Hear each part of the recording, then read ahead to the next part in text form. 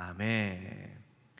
오늘 이 말씀으로 은혜 속에서 강하라, 은혜 가운데서 강하라 라는 제목으로 함께 말씀을 나누도록 하겠습니다. 우리가 잘 아는 어거스틴은 세상에 두 가지 사랑이 있다라고 이야기를 합니다. 첫 번째 사랑은 자아를 잊을 정도로 하나님을 사랑하는 사랑, 내 자신을 잊어버릴 정도로 하나님을 사랑하는 그 하나님 사랑이 있고, 또 한 가지 사랑은 하나님을 잊어버리고 부인할 정도로 나 자신을 사랑하는 사랑이다. 여러분, 이것은 굉장히 우리가 많이 묵상해 봐야 될 그런 말씀이죠.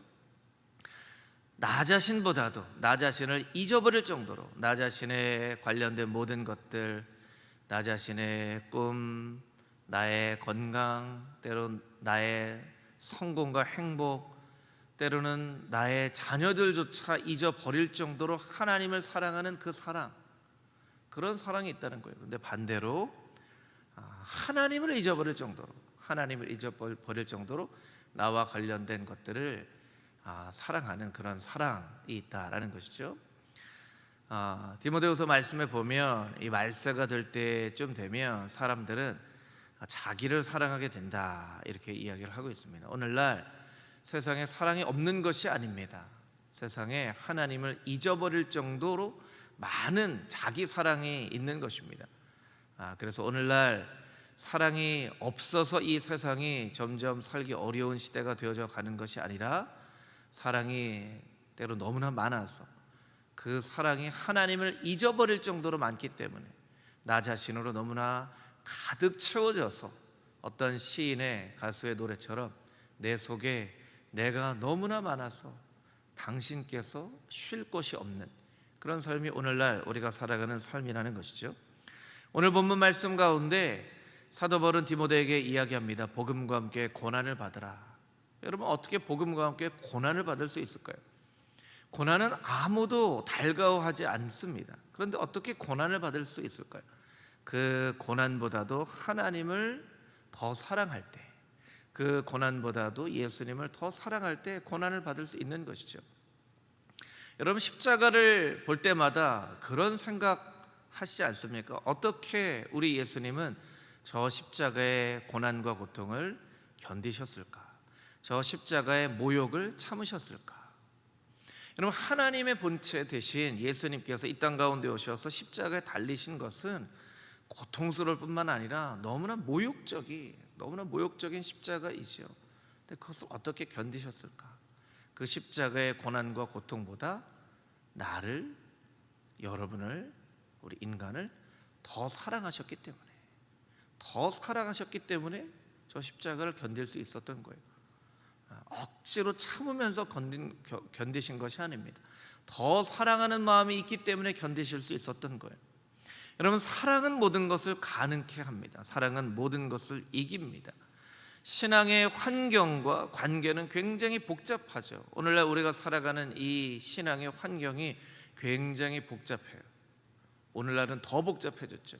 온라인으로 예배를 드리기도 하고, 또 우리 어르신들은 굉장히 낯선 단어지만 메타버스라는 게 있습니다. 무슨 타고 다니는 버스가 아니고요, 메타 유니버스, 새로운 우주를 가상으로 창조하고 그곳에서 이제 뭔가 활동을 하는, 그래서 올 여름 성경학교를 이렇게 현실이 아니라 메타버스에서 여름 성경학교를 진행하는 그런 교회들도 이미 있더라고요.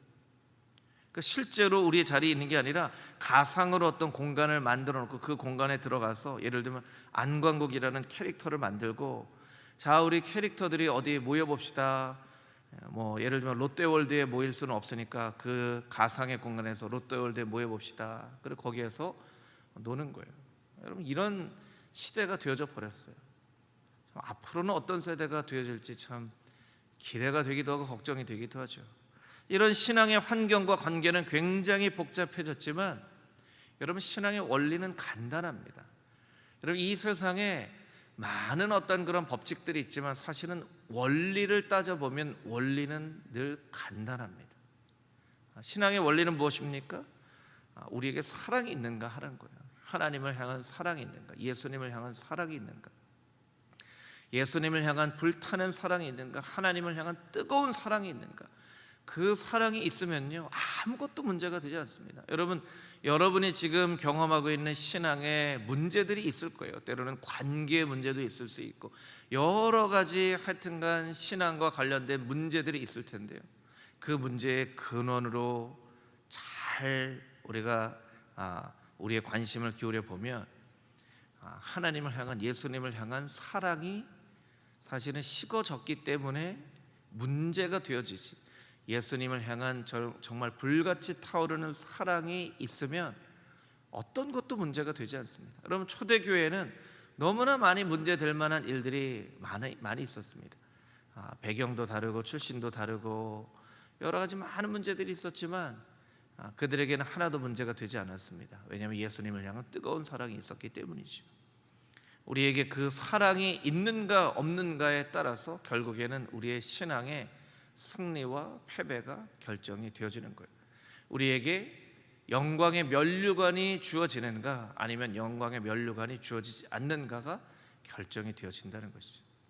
여러분, 이 뜨거운 여름에, 이 여름의 더위보다도 더 뜨거운 예수님을 향한 그 불같은 사랑이 여러분의 삶 가운데 회복되어질 수 있게 되기를 주님의 이름으로 축복합니다. 아멘. 오늘 말씀도 우리 디모데를 향하여 사도 바울이 권면하는 이 마지막 유언과 같은 디모데 후서의 말씀입니다. 오늘 말씀 가운데 두 가지 영적인 메시지를 우리 함께 나눠보도록 하겠습니다. 우리 읽은 말씀 1절부터 3절까지에 있는 말씀을 같이 한번 다시 읽어보겠습니다. 1절부터 3절 말씀 함께 읽겠습니다. 내 아들아, 그러므로 너는 그리스도 예수 안에 있는 은혜 가운데서 강하고 또 내가 많은 증인 앞에서 내게 들은 바를 충성된 사람들에게 부탁하라. 그들이 또 다른 사람들을 가르칠 수 있으리라. 너는 그리스도 예수의 좋은 병사로 나와 함께 고난을 받으라. 아멘.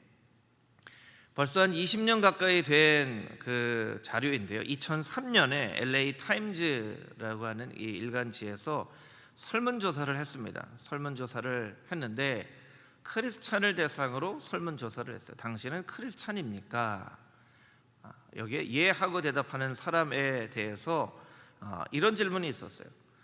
당신은 혹시 천국에 갈 것 같습니까? 지옥에 갈 것 같습니까? 한 1% 정도가 지옥에 갈 것 같다라고 대답을 하고 나머지 99%는 나는 지옥에 안 갈 것 같다라고 대답을 했다는 거예요. 또 어떤 질문이 있었냐면, 그러면 그런 여러분들 가운데 정기적으로 주일에 예배 출석하는 분은 출석을 하고 있습니까? 없습니까? 라고 물어봤을 때 50% 정도만 출석을 하고 있다라고 대답을 했다는 거예요. 그러니까 교회에 출석은 하지 않고 교회에 예배는 드리지 않고 그냥 마음 가운데 막연하게 나는 지옥은 안 가겠지라고 생각하는 그런 사람들이 있다라는 거예요. 여러분, 이 50% 예배에 출석한다고 하는 50%의 사람 중에 진정한 예수님의 제자된 삶을 살아가는 사람의 숫자는 훨씬 더 적을 것입니다. 아마 그 20년 가까이 된 그런 통계이지만 오늘 이 대한민국의 크리스찬들에게 물어보아도 별반 큰 차이가 없을 것 같습니다. 우리는 스스로 천국에, 지옥에는 가지 않을 거라고 생각하고 천국에 갈 거라고 생각하지만 예배는 드리지 않고 신앙의 의무는 다하지 않고 더군다나 제자의 삶을 살아가는 사람들은 훨씬 더 적어진 그런 삶을 우리가 살아가고 있다는 것이죠. 그런데 복음서를 보면 예수님은 분명하게 이렇게 우리에게 말씀하셨습니다. 마태복음 7장 13절 14절 말씀, 우리 자막을 통해서 같이 한번 읽어볼까요? 시작. 좁은 문으로 들어가라. 멸망으로 인도하는 문은 크고 그 길이 넓어 그리로 들어가는 자가 많고 생명으로 인도하는 문은 좁고 길이 협착하여 찾는 자가 적음이라. 아멘. 좁은 문으로 들어가라 라고 말씀해 주셨어요. 여러분, 신앙생활의 정답은요, 그 신앙생활이 힘들면 제대로 신앙생활을 하는 그 확률이 훨씬 높습니다. 신앙생활이 편하면요, 신앙생활을 제대로 하지 않을 확률이 훨씬 더 높습니다. 여러분, 신앙생활하기 어려우세요? 아니면 쉬우세요? 신앙생활이 어려우면 어려울수록 왜 이렇게 신앙생활이 어려워? 왜 이렇게 신앙생활이 팍팍해? 라고 하면 할수록 이 예수님의 산상수훈의 말씀에 가까운 삶을 살아간다는 거예요. 예수님이 우리에게 가르쳐 주신 길은 넓은 길이 아닙니다. 좁은 길이 아닙니다. 좁은 길입니다. 사람들이 가려고 하지 않는 길입니다. 길이 좁습니다. 협착합니다. 찾는 사람이 적습니다. 그런데 그 길은 생명으로 인도하는 길이라고 말씀하고 계신다는 거예요. 코로나19 때문에 여러분의 마음이 너무나 어렵고 정말 교회 나와서 예배 드릴 어쩔 수 없이 예배를 드릴 수가 없어서 가정에서 온라인으로 예배를 드리지만 여러분의 마음이 너무나 힘이 들고 너무나 성전을 사모하는 마음이 간절해서 정말 조금이라도 코로나 단계가 낮아지면 당장이라도 교회에 나와서 하나님께 예배해야지 하는 마음이 있다면 여러분은 좁은 길로 걸어가는 성도이실 것입니다. 그러나 코로나가 좋은 면도 있네. 이렇게 주일에 편하게 예배를 드리니 더운데 정말 교회 가려고 생각만 해도 코로나가 좋은 면도 있어. 이렇게 생각을 하신다면 어쩌면 여러분은 좁은 길로 걸어가는 그런 제자의 삶을 살지 않는 크리스찬일 수 있다라는 것입니다. 사도 바울은 디모데에게 말합니다. 좋은 병사로 나와 함께 고난을 받아라. 이 고난을 받기 위해서는 1절 말씀처럼 은혜 가운데서 강해야 된다라고 이야기하고 있어요. 우리가 잘 아는 것처럼 디모데는 병약한 사람이었습니다. 육신적으로도 약했어요. 신분적으로도 사도 바울처럼 로마의 시민권이 있지 않았어요. 지식적으로도 가말리엘 문화에서 공부를 했던 사도 바울처럼 지식이 많지 않았어요. 여러 방면에서 디모데는 약한 사람이었습니다. 육체적인 건강으로도 약한 사람, 신분으로도 약한 사람, 지식으로도 약한 사람이었어요. 그런데 그 디모데에게 사도 바울이 강해져야 고난을 견딜 수 있다라고 이야기를 하는데 그 앞에 단서가 있습니다. 전제 조건이 있어요. 그냥 강하라는 얘기가 아닙니다. 은혜 가운데서 강하라 라고 말씀하고 있어요. 가정에서 예배를 드리는 금호종의 성도님들, 저를 따라서 한번 해보실까요? 은혜 가운데서 강하라. 다시 한번 해볼까요? 은혜 가운데서 강하라. 이것은 디모데에게 주시는 말씀일 뿐만 아니라 여러분에게 주시는 말씀입니다. 은혜 가운데서 강하라는 거예요. 은혜 가운데서. 반대로 해석하면 이렇게 해석할 수 있겠죠. 네가 은혜 가운데에 있을 때에 너는 강한 사람이 되어줄 수 있다. 너는 날마다 은혜 안에 머물도록 노력을 해야 된다. 세상 사람들이 이야기를 하는 것처럼 신분으로 로마 시민권을 가지고 있고 세상에 가장 똑똑한 사람이고 아주 힘도 센 그런 강함이 아니라, 세상적인 강함이 아니라 은혜 가운데 있을 때, 좀 몸이 약해도 지식이 없어도 시민권이 없어도 은혜 안에 있을 때 강한 사람이 되어줄 수 있다는 거예요. 여러분, 성경에서 말하는 강함과 이 세상에서 말하는 강함이 다릅니다. 이걸 구별할 수 있어야 돼요. 세상에서 말하는 강함의 논리로 교회 안에서 강함을 얘기하면 안 됩니다. 여러분, 성경은 은혜 안에 있을 때 강하다라고, 세상이 이야기하는 것과는 다른 강함을 이야기합니다.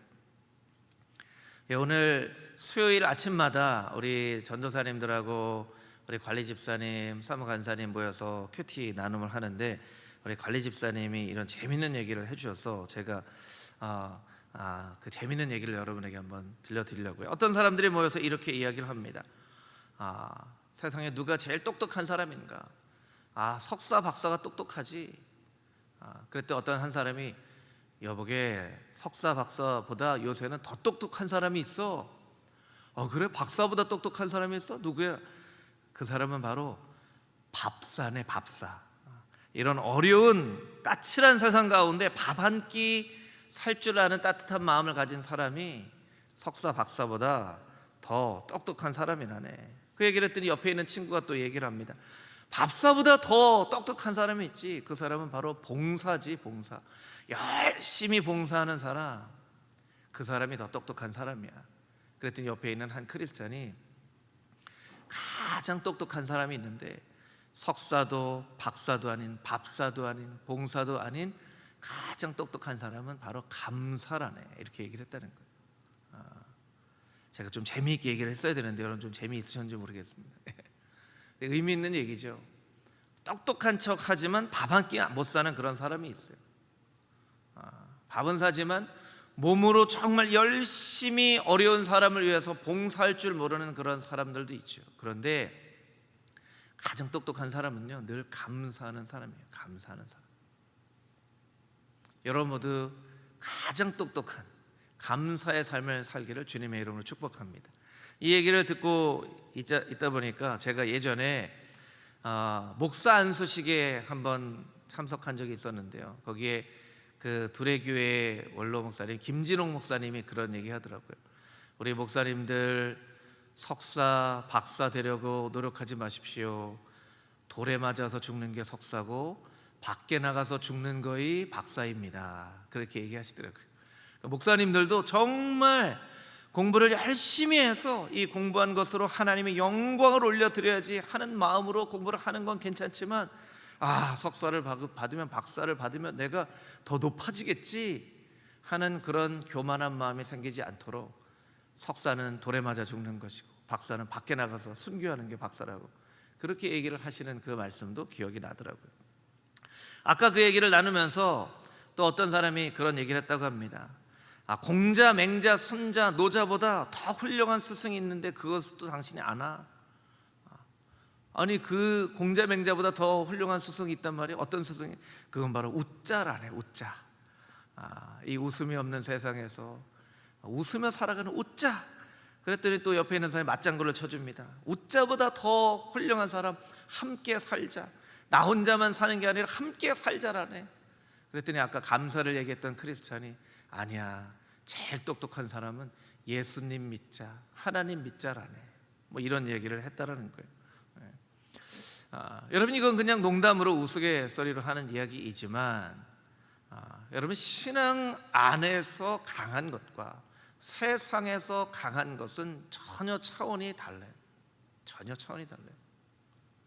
때로 우리가 교회 안에 있으면서도 의기소침할 수 있는 것은 세상 사람들처럼 돈이 있지도 않고 지식이 있지도 않고 명예가 있지도 않고, 그래서 교회 안에서 신앙생활을 하면서도 괜히 의기소침해하는 그런 분들이 있어요.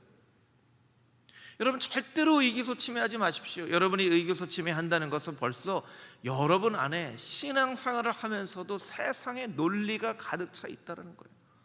하나님은 여러분이 은혜 안에 있을 때 가장 강한 사람이 되게 하신다는 거예요. 그래서 여러분이 늘 은혜 안에 있으려고 한다면 여러분 이 세상에 어떤 사람보다 더 강한 사람이 되어줄 수 있다는 거예요.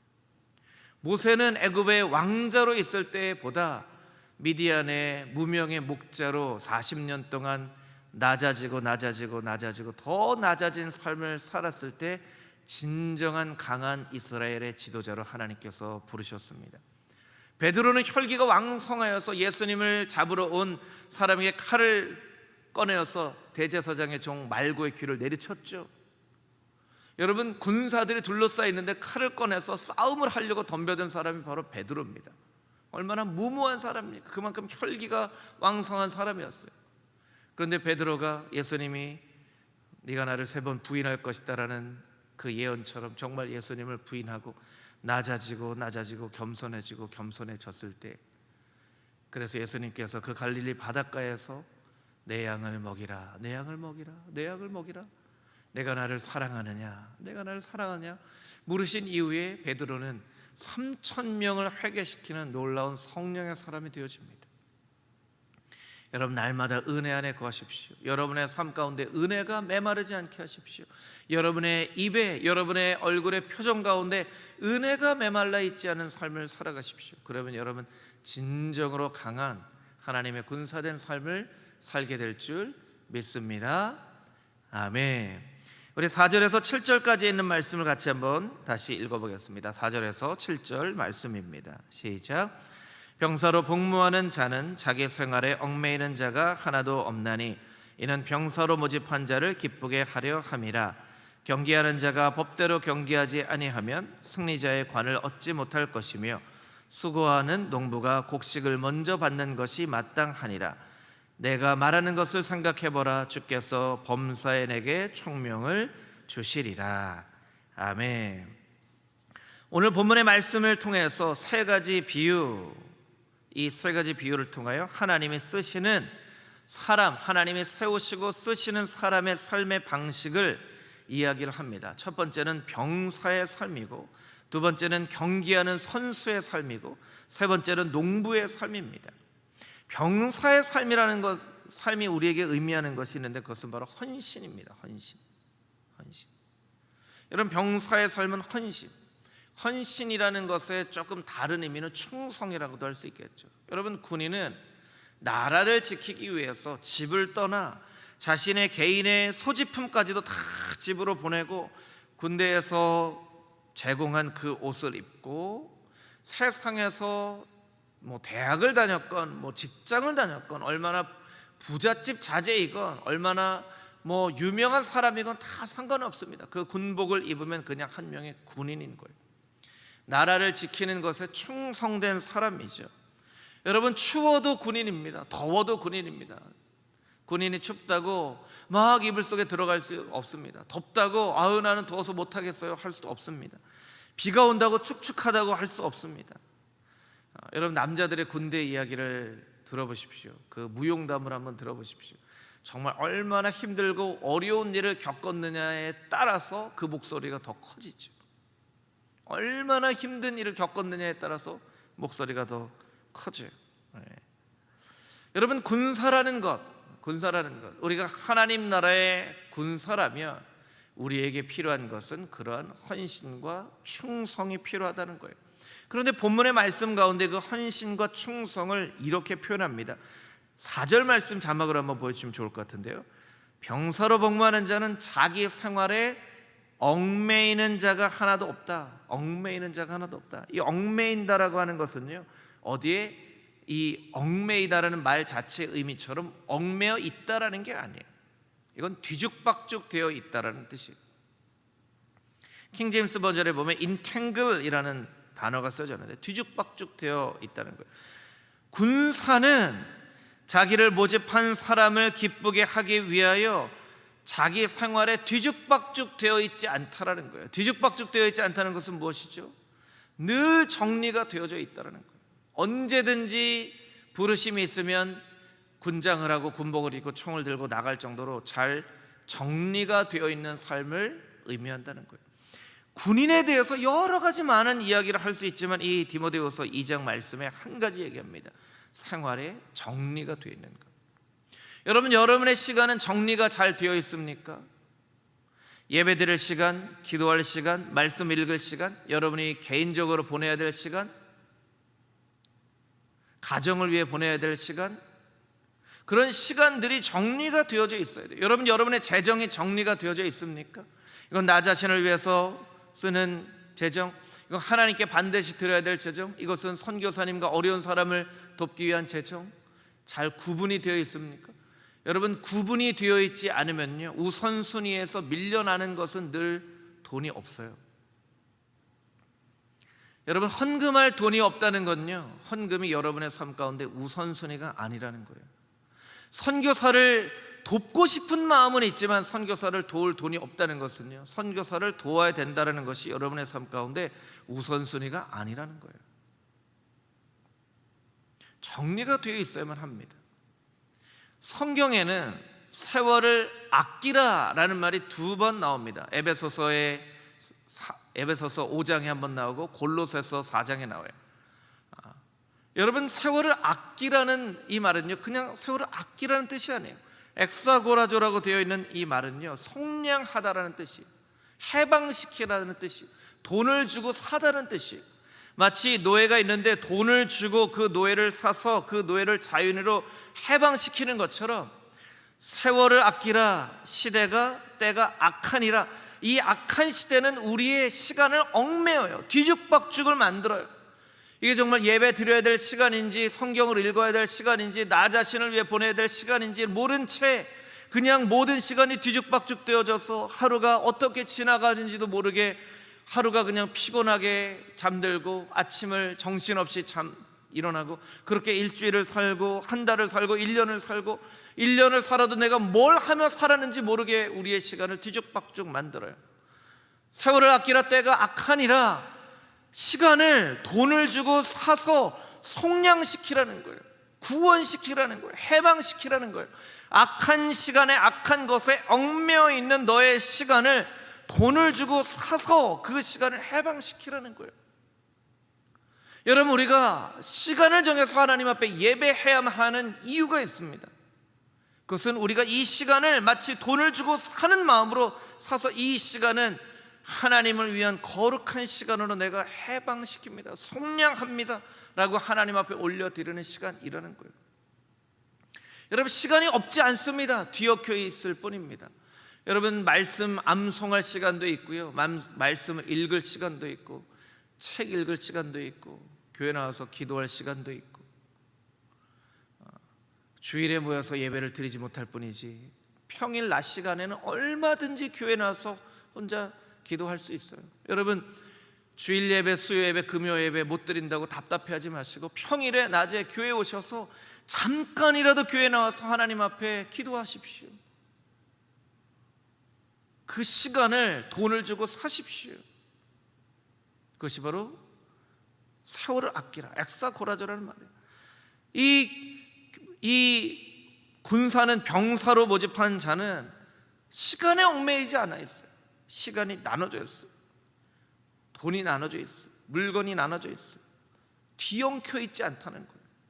여러분, 헌신이란 무엇입니까? 충성이란 무엇입니까? 뒤엉켜 있지 않은 것입니다. 그래서 나를 부르실 때 언제라도 단 1초도 주저하지 않고 네 하고 대답하고 달려나갈 수 있는 것이 바로 군사된 삶입니다. 여러분, 하나님이 여러분을 어떻게 부르시든 간에 여러분이 1초도 주저하지 않고 하나님 앞에 네 하고 대답하고 달려나갈 수 있는 군사된 삶을 살게 되기를 주님의 이름으로 축복합니다. 아멘. 그것이 첫 번째 비유, 병사의 삶이 우리에게 이야기를 하는 것이죠. 두 번째, 운동선수의 삶이 의미하는 것이 있습니다. 이것은 법을 지키는 삶을 말합니다. 우리 같이 한번 따라해 볼까요? 법을 지키는 삶. 법을 지키는 삶. 여러분, 운동선수가 열심히 수고하고 열심히 노력하는 그런 것이 있지만 오늘 5절 말씀에 경기하는 자에 대해서 이야기하는 한 가지, 법대로 경기하지 않으면 승리자의 관을 얻지 못할 것이다. 운동선수에게 실력보다 더 중요한 것은 무엇이냐면 그 운동 경기의 규칙과 법칙을 잘 숙지하는 거죠. 태권도는 이제 올림픽이 지금 한창이죠. 태권도는 대련을 하다가 넘어지면 감점이에요. 유도는 넘어져도 돼요. 넘어져도 되는데 등으로 떨어지면 한 판 패가 돼요. 등으로 떨어지면 한 판 패가 돼요. 권투는 또 발을 못 써요. 그 운동마다 다 룰이 있다는 거예요. 그 운동의 룰을 잘 지켜야죠. 올림픽에도 편파 판정이니 뭐가 잘못됐니 여러 가지 의혹들이 많아요. 여러 가지 의혹들이 많아요.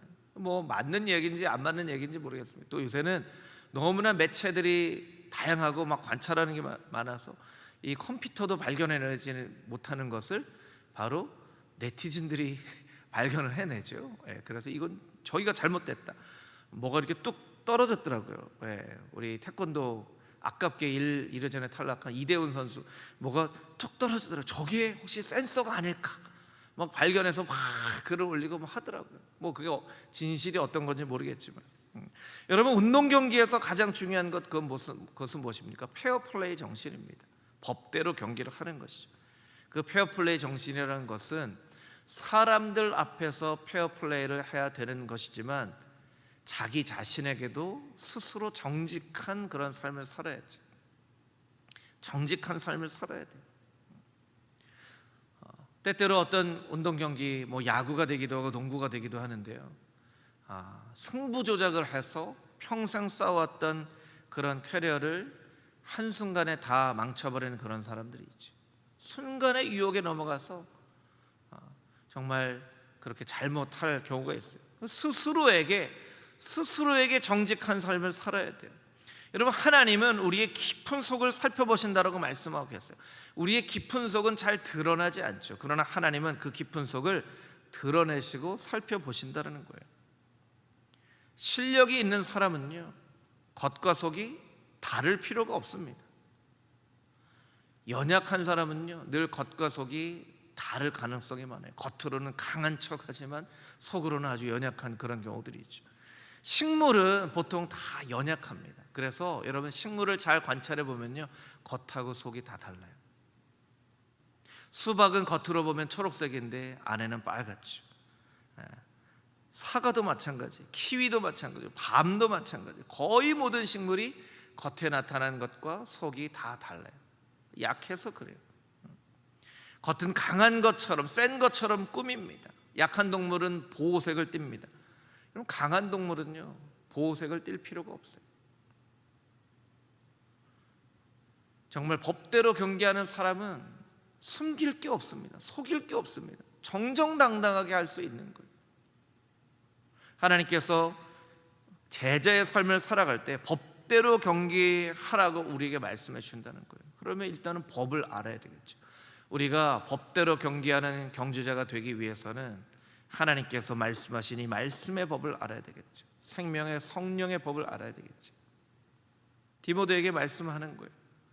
내가 운동선수처럼 법대로 경기하기 위해서 그 법을 잘 알고 그 법을 잘 지키는 운동선수가 되어야 된다라고 이야기를 하고 있는 것이죠. 세 번째, 마지막으로 농부의 삶을 이야기를 하고 있습니다. 여러분, 농부의 삶은 수고하는 성실한 삶을 말합니다. 성실한 삶. 농부의 싸움은 보이지 않는 식물의 성장과의 싸움이에요. 이 식물이 잘 성장하는지 성장하지 않는지가 잘 그렇게 보이지가 않아요. 한참 뒤에 보면 이렇게 자라 있긴 하지만 잘 보여지지가 않아요.